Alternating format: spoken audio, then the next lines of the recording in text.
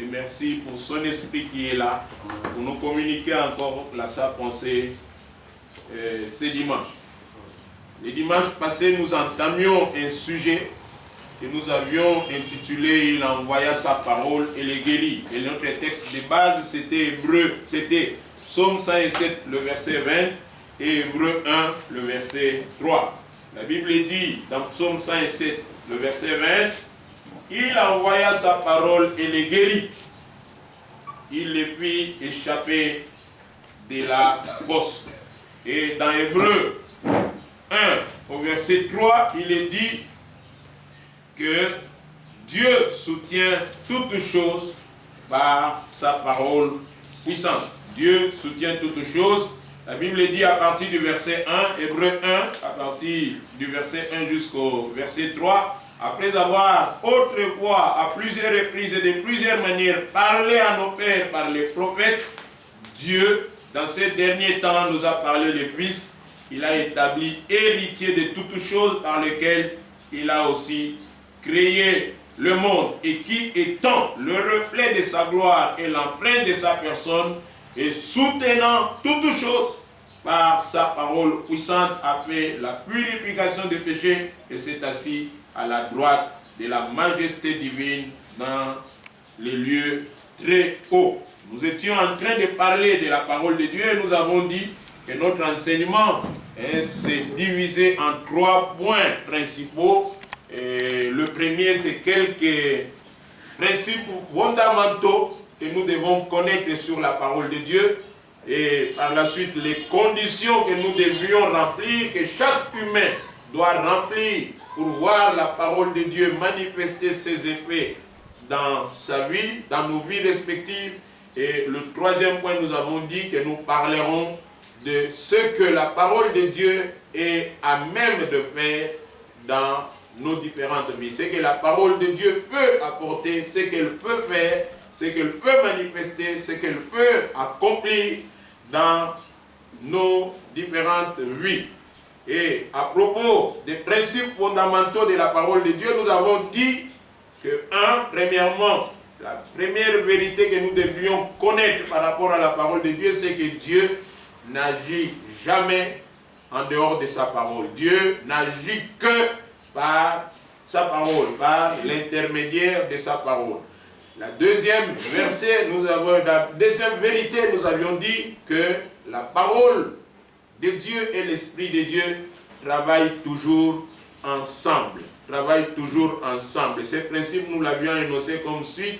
La parole, la puissance créatrice de Dieu est contenue dans l'action conjointe de sa parole et de son esprit. Et pour cela, nous avions lu Psaume 33, le verset 6. Et 3e principe, nous avions dit que quand Dieu veut intervenir dans la vie d'un homme, il lui envoie sa parole. Quand Dieu veut intervenir dans ta vie, mon frère, il t'enverra sa parole. Il te communiquera sa parole.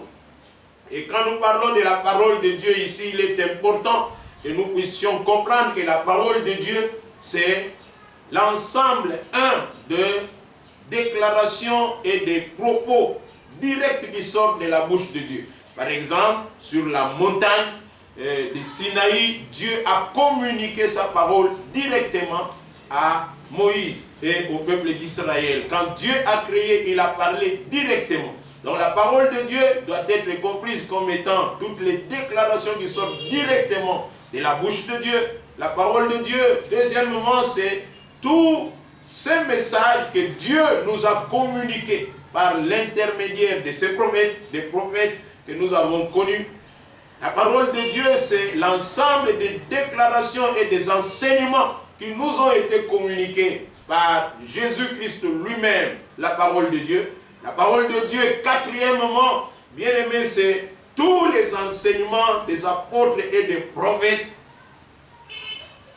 Ces enseignements sur lesquels l'Église du Seigneur est bâtie, comme nous l'avions lu ici, je crois dans Éphésiens 3:20, que nous sommes bâtis sur les fondements des apôtres et des prophètes, et Jésus-Christ étant lui-même la pierre angulaire. La parole de Dieu, cinquièmement, c'est tout ce que nous recevons dans les différentes prédications et et enseignements que nous recevons dans nos différentes réunions, dans nos différentes églises.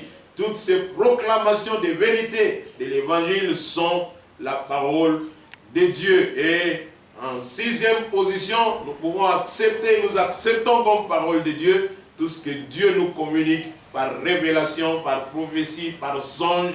Il te communique un message particulier par rapport à toi. Ça aussi, ça peut être compris comme étant, ça doit être accepté comme étant la parole de Dieu. Mais à condition que nous ayons la certitude que cette parole vient effectivement de Dieu. Parce que dans le domaine de la prophétie, nous savons que la Bible nous exhorte à ne pas ajouter foi à tout esprit, mais à les éprouver. Pourquoi? Parce qu'il y a des gens qui parlent du fond de leur propre cœur et par audace. Il y a d'autres qui parlent poussés par des esprits impurs. Et il y a d'autres qui parlent vraiment poussés par l'Esprit de Dieu. Et toute révélation, toute communication qui vient vraiment de l'Esprit de Dieu doit être comprise, doit être acceptée comme étant la parole de Dieu. Et quand Dieu veut intervenir dans la vie d'un homme, dans la vie d'une femme, dans la vie d'une communauté, dans la vie d'une nation, Dieu envoie toujours sa parole. Il envoie toujours sa parole. C'est la parole qui vient nous montrer, nous dire ce que nous devions faire pour que la puissance de Dieu puisse se manifester en notre faveur et que la solution à ce que nous lui demandons puisse nous être donnée. Dieu envoie toujours sa parole quand il veut intervenir dans la vie de quelqu'un. S'il veut te tirer de la poussière pour te faire asseoir avec les grands, il te communiquera sa parole. La parole de Dieu est capable de faire sortir un berger de derrière les brebis pour l'établir comme roi. Mais avant que cette transmutation puisse s'accomplir, il faut au préalable accepter la parole de Dieu. Que la parole soit libérée. Elle est capable de transformer un pécheur en un homme juste, en un homme saint. Toi et moi, nous tous qui sommes ici, hier, nous étions tout ce qui est de plus reprochable, réprobable, mais aujourd'hui, à cause de la parole de Dieu, nous pouvons avoir des aspects de nos vies qui sont changés, transformés, toutes nos vies, des aspects qui peuvent attirer l'approbation même des hommes à cause de la parole de Dieu. La parole de Dieu est celle qui peut donner la vie même à des membres qui étaient morts, des membres du corps. Une femme vieille pouvait avoir des enfants à cause de la parole de Dieu, parce que la parole avait été libérée. Quand Dieu veut agir, intervenir dans la vie d'un homme, d'une femme, d'une communauté, il envoie toujours sa parole. Il envoie toujours sa parole. Pourquoi? Parce que c'est elle qui nous communique ce que nous devrions faire pour voir la grâce de Dieu se manifester en notre faveur. C'est dans la parole de Dieu, deuxièmement, que nous trouvons toute la provision de Dieu. Toute la provision de Dieu se trouve dans sa parole. Dans sa parole. Tous les miracles de Dieu se trouvent dans sa parole. Nous pouvons recevoir tout. La plénitude de Dieu est contenue, bien-aimé, dans sa parole. C'est pour cela que de Jésus, il pouvait être dit qu'en lui habitait toute la plénitude de Dieu. En Jésus-Christ, la parole. La parole transporte toute la plénitude de Dieu. Vous la recevez, vous recevez Dieu dans sa plénitude. Lisons la parole de Dieu dans Jean 1, le verset 16. La Bible dit ceci. Jean 1, verset 16. La Bible dit: et nous avons tous reçu de sa plénitude. Et nous avons tous reçu de sa plénitude. La plénitude de qui? La plénitude de Dieu, au travers de la parole que nous recevons. Et grâce pour grâce. J'aime la manière dont la version parole vivante rend ces versets. La parole vivante dit: nous avons tous été comblés de ces richesses. Nous avons tous été comblés de ces richesses. Chacun de nous, en effet, a reçu sa part de la surabondance divine qui les remplit. C'est-à-dire, quand nous recevons Jésus-Christ, nous sommes comblés de toutes les richesses de Dieu et chacun de reçoit de sa part de la surabondance divine qui les remplit. Il a déversé sur nous, continue la parole de Dieu, l'une après l'autre, ses bénédictions et ses faveurs. Bénédictions et faveurs, plénitude de Dieu, comblée de tout, surabondance divine, quand nous recevons la parole. Parce que toutes ces choses sont transportées par la parole de Dieu et dans la parole de Dieu. Dans la version du Semeur, il est dit, nous avons tous été comblés de ses richesses. Il a déversé sur nous une grâce après l'autre.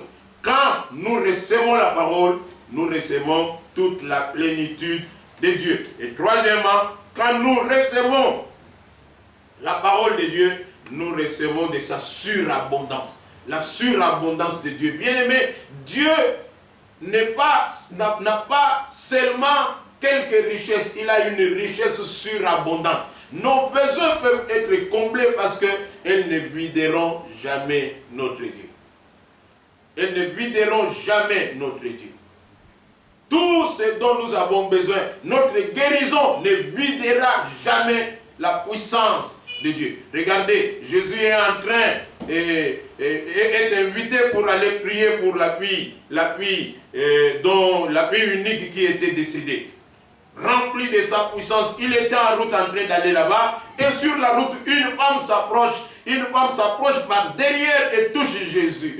Elle touche Jésus par les pans de sa robe. Et une puissance se dégage de Jésus-Christ. Un jour, je disais que Jésus est comme une pharmacie qui a toutes sortes de médicaments dont les humains, quelle que soit leur maladie, toutes sortes de médicaments se trouvent en Jésus-Christ. Et que celui qui s'approche de lui par la voix et le touche peut recevoir la portion qui est nécessaire pour la guérison de sa maladie. Cette femme a touché, une puissance est sortie. Le Seigneur lui-même a ressenti qu'une puissance était sortie pour aller accomplir une œuvre, une action, un travail, mais cela ne l'avait pas vidé. Il n'a pas changé son itinéraire. Il n'a pas dit non, ce que j'avais est déjà sorti, maintenant il faut que j'aille me recharger. Non, il a continué sa route et au bout du chemin, il a ressuscité cette fille qui était morte. La puissance de Dieu est tellement surabondante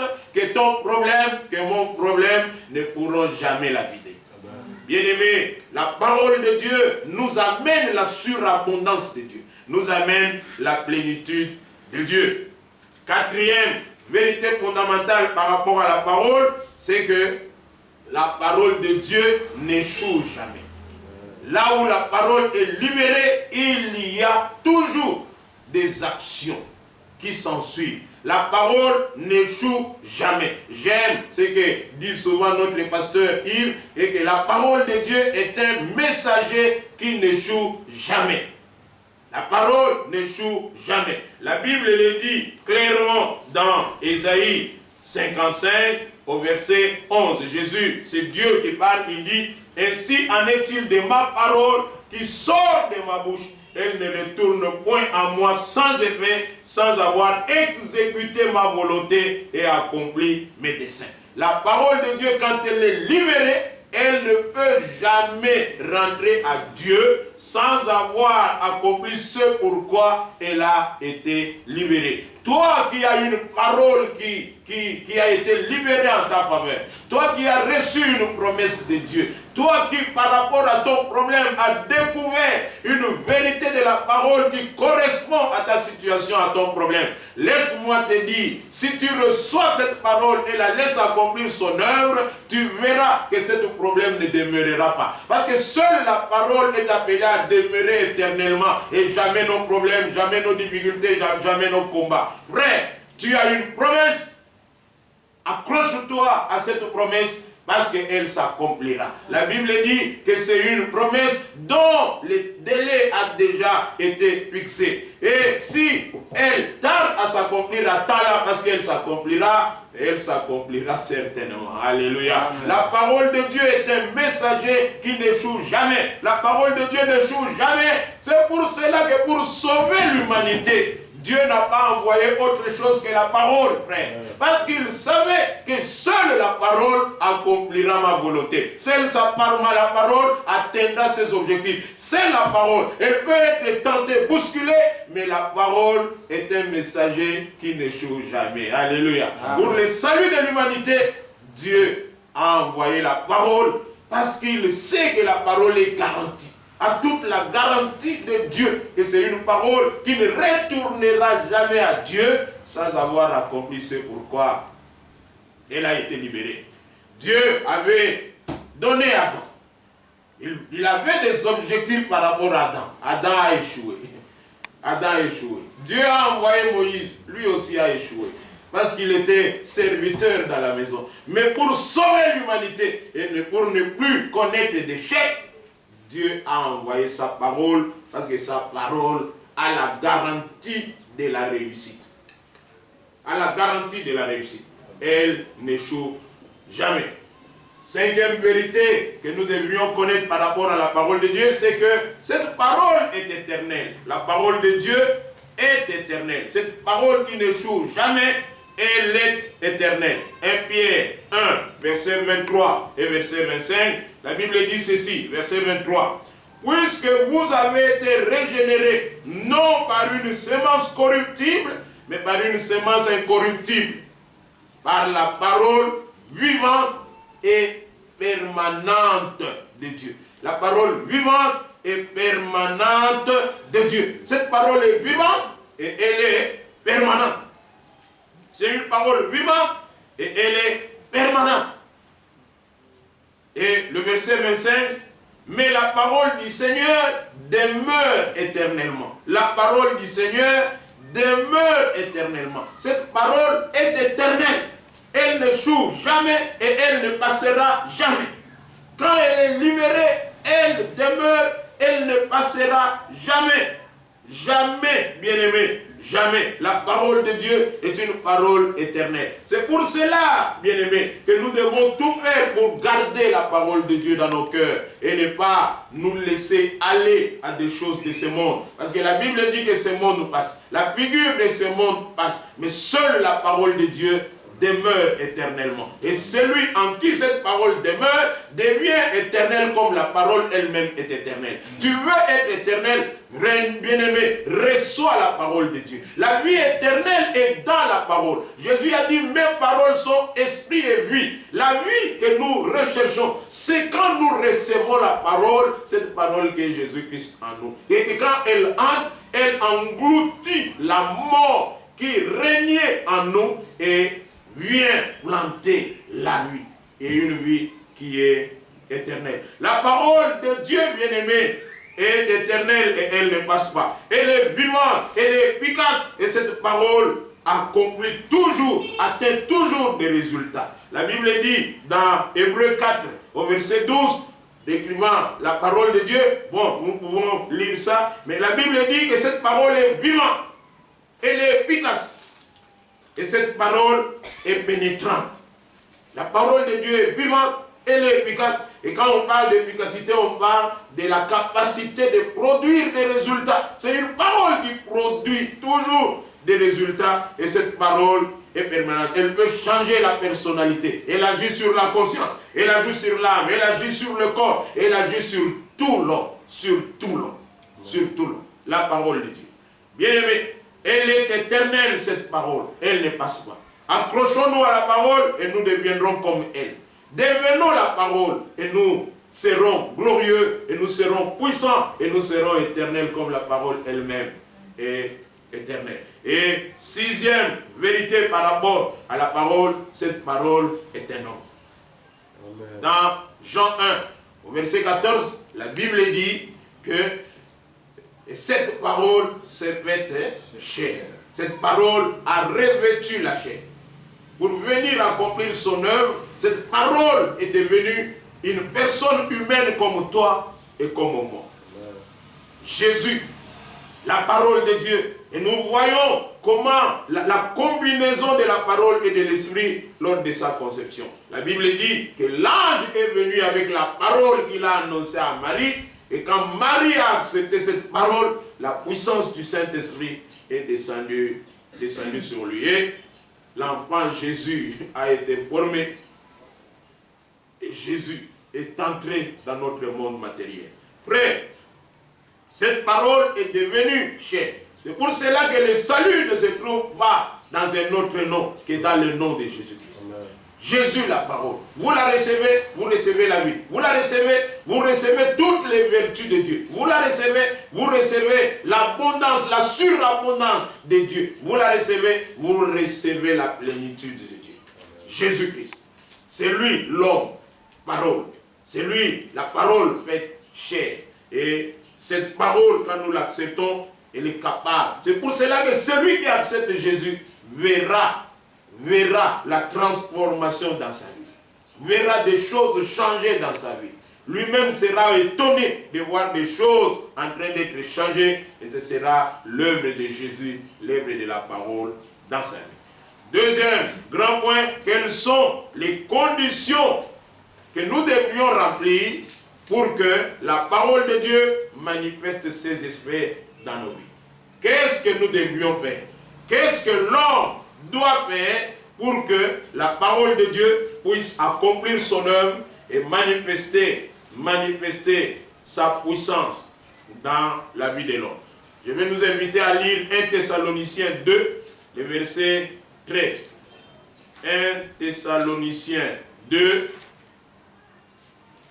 le verset 13. La Bible dit ceci. C'est pourquoi nous rendons continuellement grâce à Dieu de ce qu'en recevant la parole de Dieu que nous vous avons fait entendre, vous l'avez reçue non comme la parole des hommes, mais ainsi qu'elle l'est véritablement, comme la parole de Dieu qui agit en vous qui croyez. Je répète, nous rendons continuellement grâce à Dieu de ce qu'en recevant la parole de Dieu que nous vous avons fait entendre, vous l'avez reçue non comme la parole des hommes, mais ainsi qu'elle l'est véritablement, comme la parole de Dieu qui agit en vous qui croyez. Frère, beaucoup de gens ne reçoivent pas la parole. Quand on leur enseigne la parole, quand on leur prêche la parole, quand on les invite à écouter la parole, il y a toujours plusieurs attitudes. Des gens qui refusent carrément de pouvoir écouter celui qui parle. Oh, la Bible nous dit que chacun n'évite jamais d'écouter celui qui parle. Et il y a beaucoup de gens qui ont cette attitude créée par le diable pour faire obstacle à l'œuvre du salut que le Seigneur apporte au travers de sa parole. Beaucoup de gens bouchent les oreilles et refusent d'entendre ceux qui parlent. La Bible dit, ne refusez pas d'écouter ceux qui parlent. C'est une première attitude qui se manifeste dans la vie de beaucoup de gens aujourd'hui. Deuxièmement, la parole, parce que Dieu aujourd'hui passe par des hommes. Dieu pour sauver l'homme utilise l'homme. Dieu pour visiter l'homme utilise l'homme. Il envoie toujours sa parole aujourd'hui par des hommes. Ces hommes peuvent être nos frères, nos sœurs.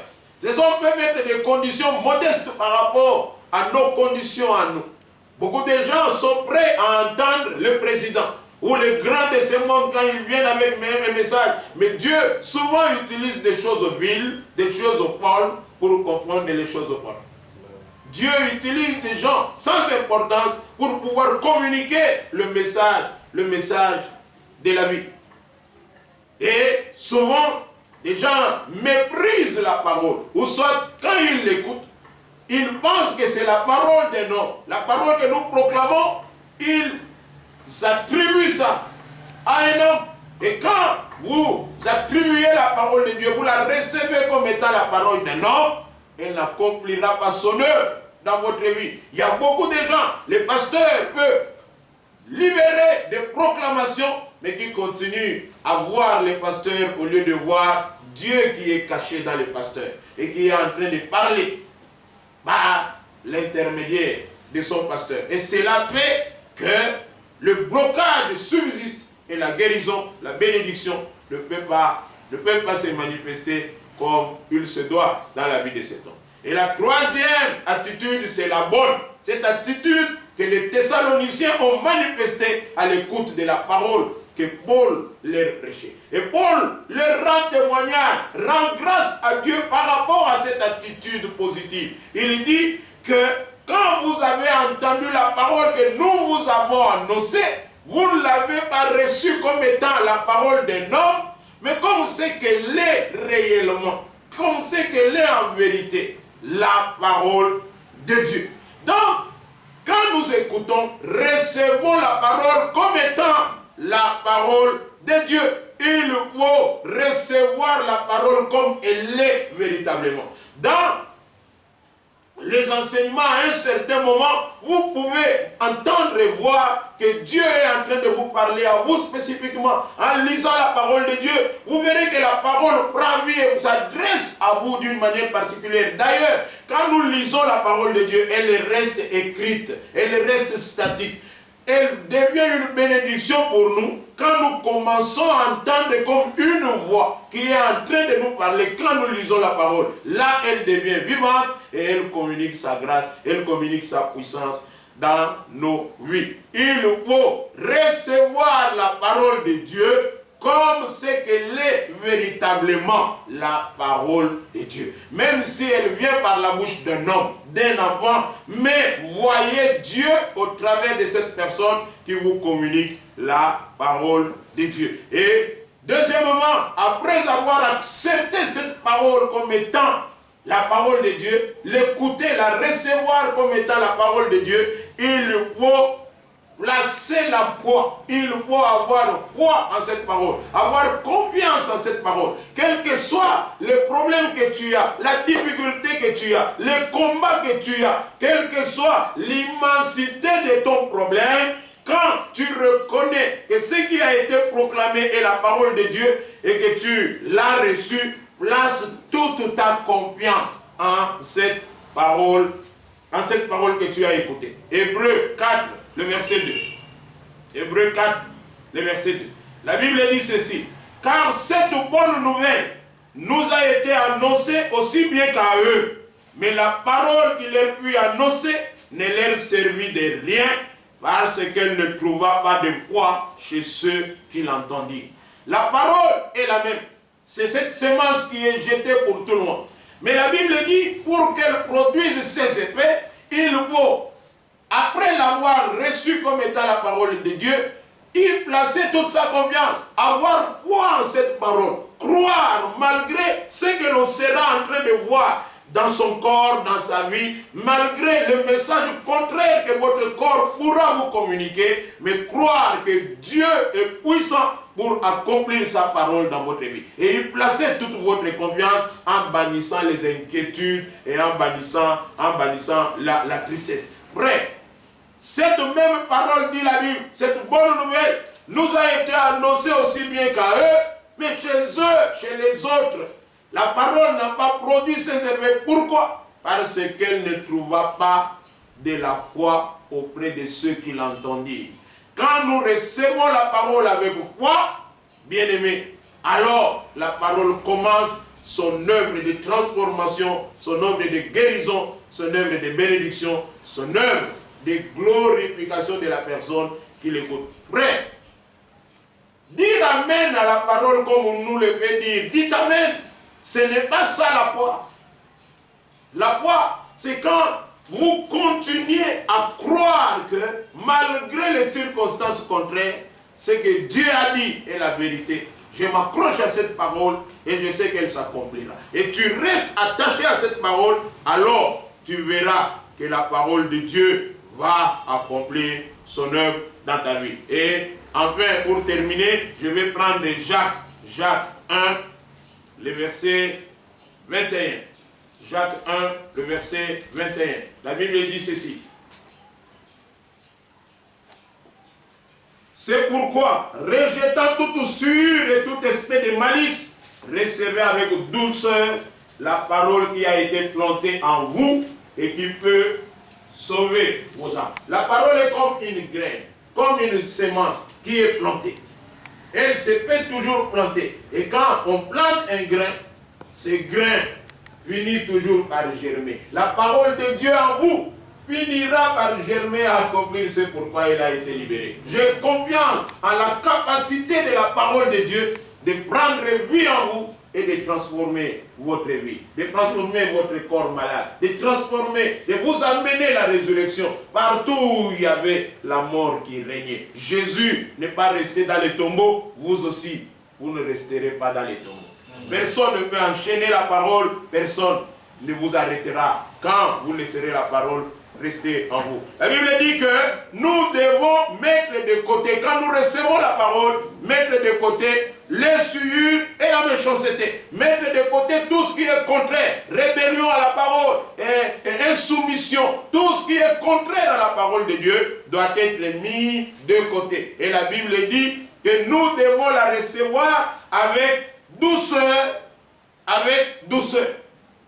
Recevez la parole de Dieu, recevez avec douceur la parole qui a été plantée. Et quand la Bible parle de douceur ici, elle est en train de parler de l'humilité. Recevez la parole avec humilité. Parce que ceux qui sont humbles, c'est des gens que Dieu accepte. Que les gens qui sont éligibles à la grâce de Dieu. Les humbles sont enseignables. C'est eux qui sont éligibles à devenir des élèves de Dieu. Ceux à qui Dieu peut manifester sa volonté et beaucoup plus de révélations et de connaissances de sa parole. Je termine Psaume 25 pour souligner ce que j'étais en train de dire. L'humilité comme étant une caractéristique qui doit nous accompagner, se manifester en nous pour quand nous recevons la parole de Dieu. La Bible dit, Psaume 25, verset 8-9, l'Éternel est bon et droit, c'est pourquoi il montre aux pécheurs la voie. Il conduit les humbles dans la justice. Il enseigne aux humbles sa voie. Il communique, il révèle sa pensée, il révèle sa parole aux humbles. Verset 12. Quel est l'homme qui craint l'Éternel? L'Éternel lui montre la voie. Et verset 14, pour terminer, l'amitié de l'Éternel est pour ceux qui les craignent et son alliance leur donne instruction. Tu es humble, tu reçois la parole de Dieu avec humilité. Dieu te mettra du nombre de ses élèves et il continuera à t'enseigner, à t'envoyer encore la parole pour ta guérison, pour ta bénédiction et pour ton édification dans la foi. Que Dieu vous bénisse abondamment. Est-ce qu'on peut acclamer le Seigneur? Nous sommes arrivés à la fin, que Dieu soit loué. Merci à nous tous qui avez suivi. Merci à vous, bien-aimés, pour votre présence ici au bureau. Et nous voulons profiter de cette opportunité pour souhaiter joyeux anniversaire à deux de nos bien-aimés, notre frère Abi Sembo qui est en train de filmer et Papa Luc Ngongo, les deux fêtent leur anniversaire aujourd'hui. Est-ce qu'on peut acclamer les Seigneurs pour eux? Merci.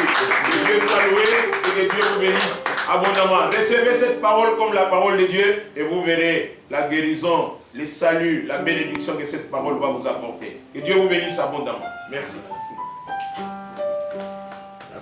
Nous ici, nous allons prier par rapport à ce que nous avons entendu. Et chacun par rapport à son problème particulier. Au nom de Jésus.